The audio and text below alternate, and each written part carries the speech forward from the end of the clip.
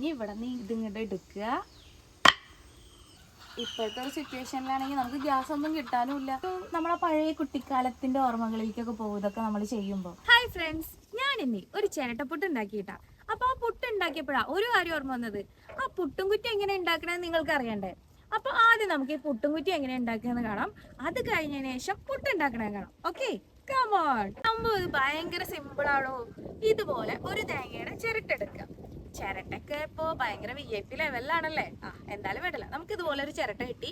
ഇനി ചിരട്ടയുടെ 3 കണ്ണതാ, ഈ 3 കണ്ണിനും ഓട്ടുണ്ടാക്കി കൊടുക്കാം. സിമ്പിൾ പരിപാടി കഴിഞ്ഞു. നമ്മളുടെ അടുത്തേ ഓൾറെഡി ഇതുപോലെ ഞാൻ ചെയ്ത് വെച്ചൊരു പുട്ടും കുറ്റി ഉണ്ട് കേട്ടാ.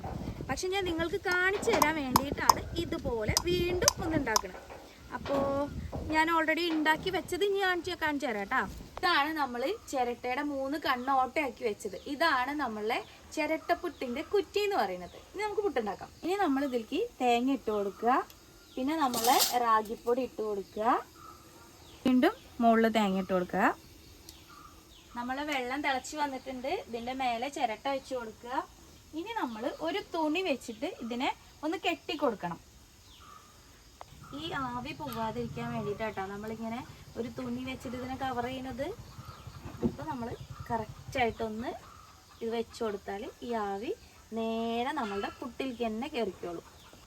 ഇനി മറ്റേ ചിരട്ട കൊണ്ട് ഇതൊന്ന് അടച്ചു വെക്കുക.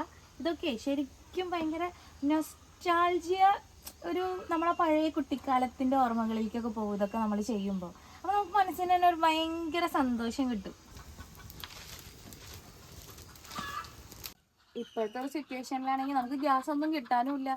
അപ്പോൾ നമുക്കാണെങ്കിൽ ഇങ്ങനെ സമയം ഉണ്ടെങ്കിൽ ഇങ്ങനെ പുറത്തൊക്കെ ഒരു അടുപ്പുണ്ടാക്കിയിട്ട് ഇതുപോലെ കത്തിക്കുക എന്ന് പറഞ്ഞാൽ അതൊരു സുഖമല്ലേ. നന്നായിട്ട് ആവിയൊക്കെ വന്ന് നമ്മളെ പുട്ട് റെഡി ആയിട്ടുണ്ട്. ഇനി ഇവിടെ നിന്ന് ഇതിങ്ങോട്ട് എടുക്കുക. ഇതിങ്ങനെ എടുക്കുമ്പോൾ നമ്മൾ കുട്ടിക്കാലത്ത് പണ്ട് മണ്ണപ്പം ചുട്ട് കളിച്ച് ഓർമ്മ വരുന്നില്ലേ. അപ്പോൾ ഇതാണ് നമ്മുടെ നല്ല ഹെൽത്തി റാഗിപ്പുട്ട്.